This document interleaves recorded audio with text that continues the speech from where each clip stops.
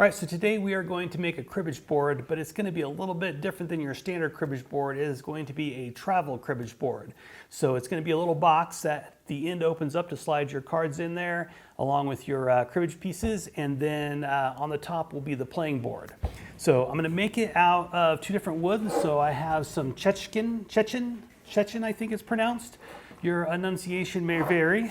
And then I think this is maple. I got it out of the scrap bin, so it has aged and yellowed quite a bit sitting in the back of the shop. But I'm pretty sure it's maple, so I think once it's milled up, these two will be a nice complementary color, a little bit of a contrast for them. So I was planning on posting this before Christmas, but I got busy, so Christmas is coming again. So depending on how you look at it, we'll either be late to the game or give you plenty of time to build this for next year, because I will have plans available.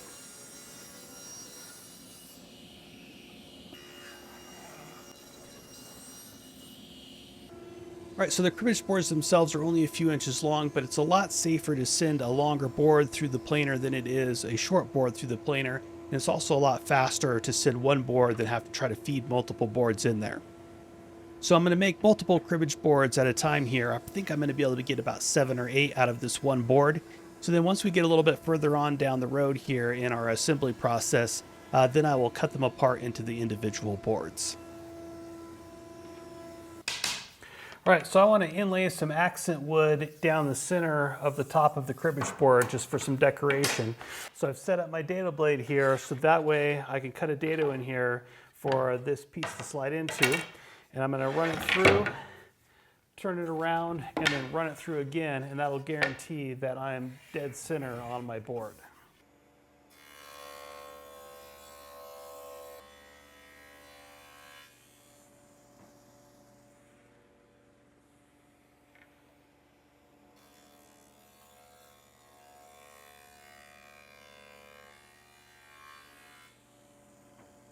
All right, so now for this piece, I'm just going to send it through the planer a few times and just slowly sneak up on the fit until it fits in there nicely.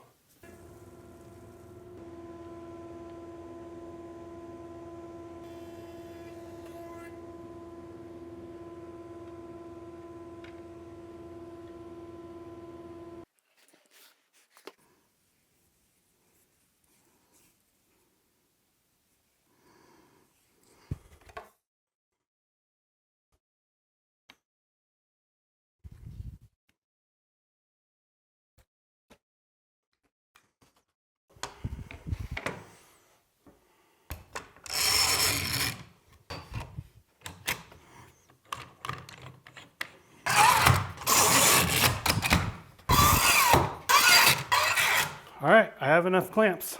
All right, so since I left this a little proud, just to make it easier to get clamping pressure on it, I'm going to send it through the planer a couple times until I get down to the main wood.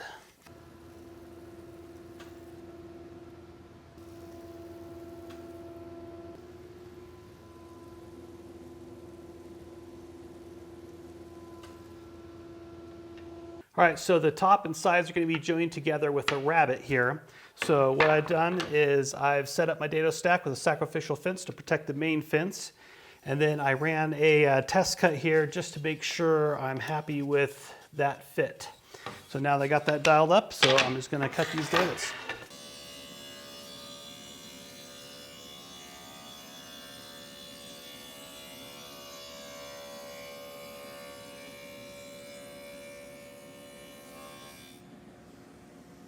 All right, so before I assemble it, I want to do a quick sanding and pre-finish the inside face of the boxes. So I marked out a joinery safe area where I don't want any finish to get on because the finish will interfere with the glue. And then just mask that off with some tape, and then we'll apply some tried and true food safe finish. A little hand rubbed oil.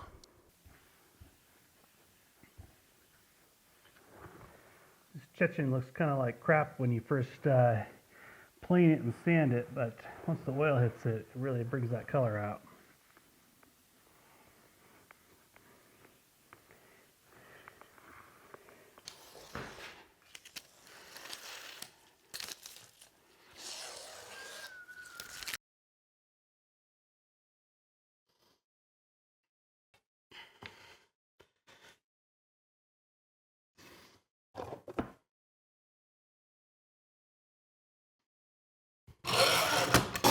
All right, and I'm going to clamp it both directions just to make sure I have it tight in the rabbet both this way and this way.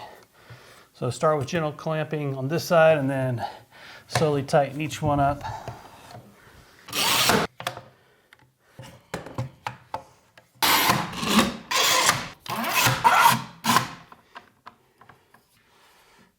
All right, so we got our tube all glued up, and while it's still together, I did all my sanding that I wanted to do because it's a lot easier to sand one big part instead of a bunch of little parts.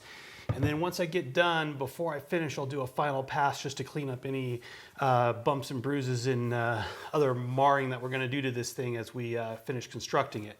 But this will just save me a ton of time now. Everything else will be touch-up. So now, since I glued this up out of a bunch of scrap wood, they're not all the same length. So I'm gonna square up one end, and then I'm gonna start cutting my game boards out of this guy.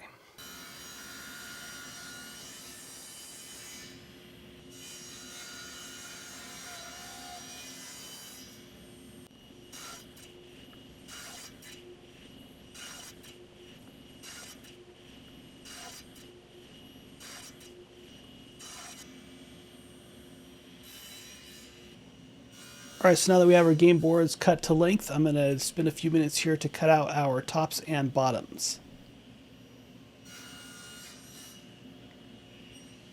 All right, so our boxes are done. Now, next step is to glue on the back and then drill a hole for the front to pivot so that way you can access your cards and stuff.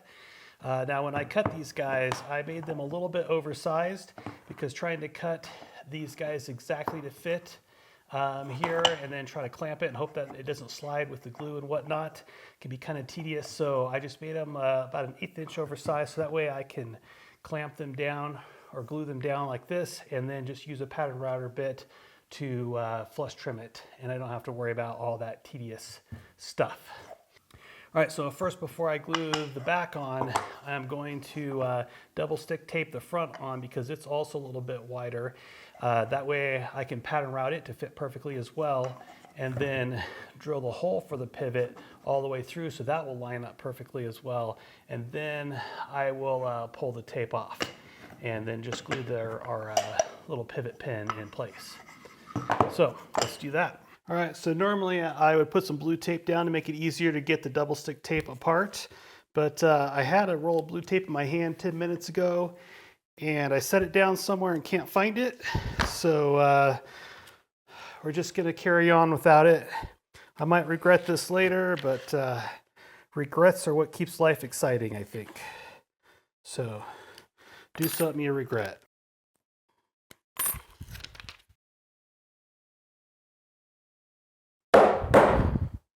All right, and then once I get the other side glued on, it's getting hard to tell which side is the lid, and I don't want to be banging on the wrong side trying to remove it.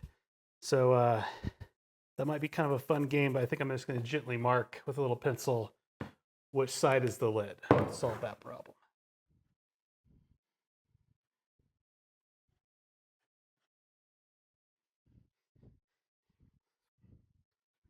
Unless someone sticks a flashlight down there, they're not going to see the glue squeeze out, but I just feel like I still need to clean the edge.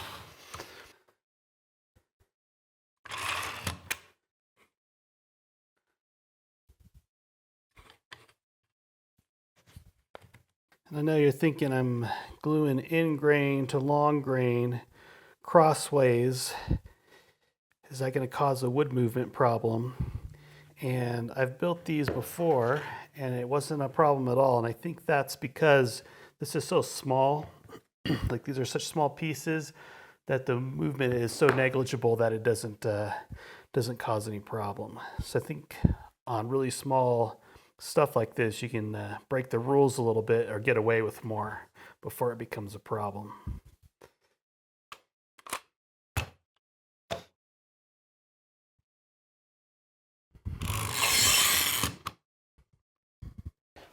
All right, so I have my pattern router bit with my bearing on there to follow along the edge of the box to flush trim this guy off. And I got my fence set up here nice and close so I can just kind of use it as a safety block, safety support to pivot off the fence and route across that end grain. I'm going to do the end grain first so that way any kind of tear out gets cleaned up on the pass across the face.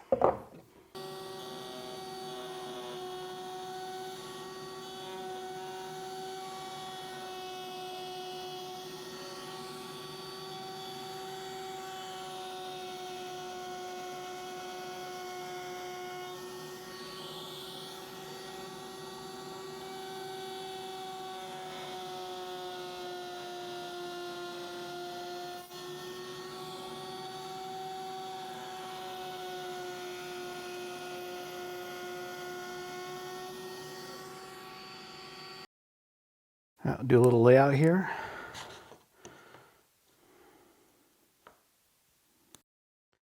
This will be our pivot point for a dowel. This way.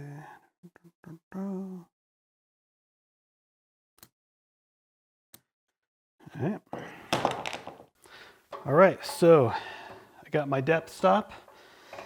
Got my little fixture here with a little side stop here, so I can just plop this guy in, set it up, clamp it down, and then I've checked for plumb all the way around, make sure we're nice and square to the surface. So we'll just drill them all out.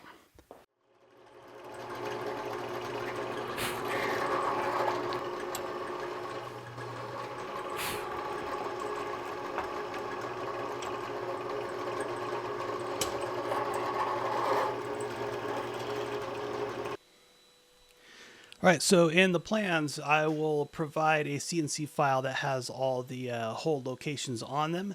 If you don't have a CNC, I will also provide a template that you can just print out and print to scale and use a drill bit to drill them all out. That is a little bit tedious. You can also go to Rockler and get one of those plastic template things that you can drill through and just lay it out how you want it on the surface. If you go to Rockler though, just don't give them your main email address because they have no respect and they'll spam the crap out of you. All right, so now we got these guys flush trimmed up here. I want to clean up the edges some. This is real sharp edges all the way around, and I want this to be something that's nice to handle and hold in the hand. So I switched out to a round over bit and just going to round over all the edges.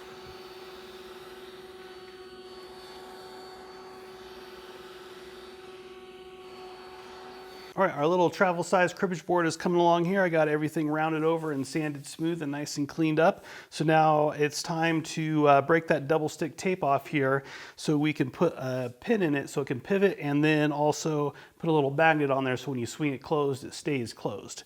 So to break that double stick tape, I hope I'm not regretting my earlier decision not to use blue tape, but basically I got my twin turbo vise here, so we're gonna put the end of this in here and see if Andy can help us break that tape off.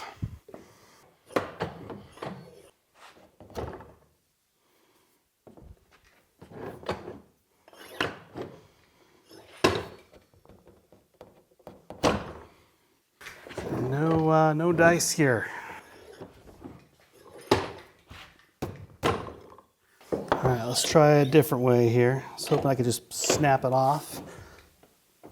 Not so much. There we go. All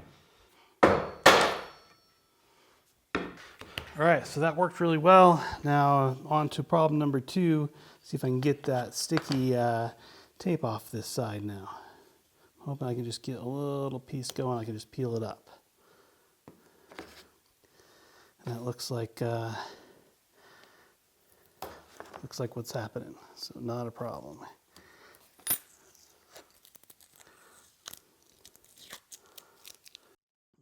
I will say using the blue tape definitely helps, but not the end of the world if you don't have it.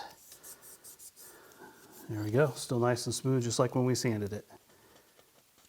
All right, so I have all my boxes and lids lined up here. Now from this point on, I'm going to make sure that I keep each lid with its corresponding box, because even though we manufactured these all at the same time using all the same settings, when they were put together and I hand sanded them, if I sanded a little bit heavy on one edge, that edge is matched to this edge. So if I were to put this on a different box, it might not match as perfectly. So I'm going to make sure I take the time to keep the boxes and the corresponding lids together. All right, so next I like to mark my territory, so I'm just going to use my branding iron here to mark my logo on there. Put my maker's mark on.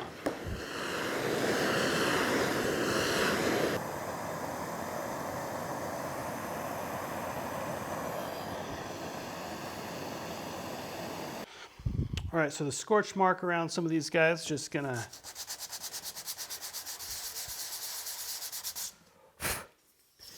clean it up on some sandpaper flat on the table so that way it doesn't change the geometry of this and still fits flat on the top of the box.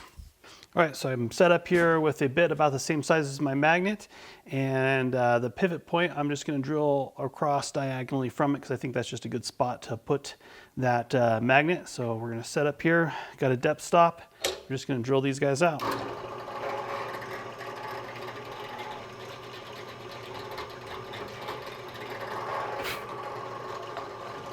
So I set a little jig up here and I did a test cut just to make sure that when I flip this over, everything is going to line up.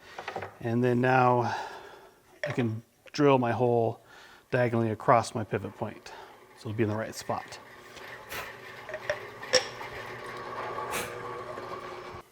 All right, so I got these tiny little rare earth magnets. And just to make sure that when I glue them into each hole, that I don't get the poles misaligned, I'm marking the outside with a Sharpie just so I can keep track of which side goes into the wood and which side faces out. All right, and then I'm just going to use some CA glue to glue it in place.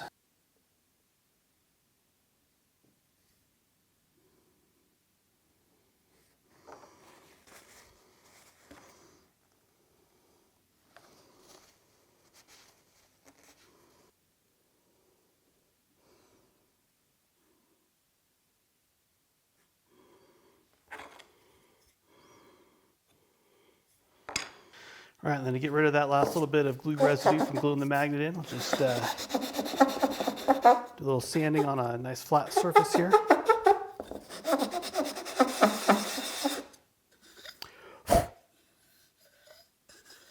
All right, and then for our pivot, I'm just going to cut these guys off with the bandsaw and glue them in place.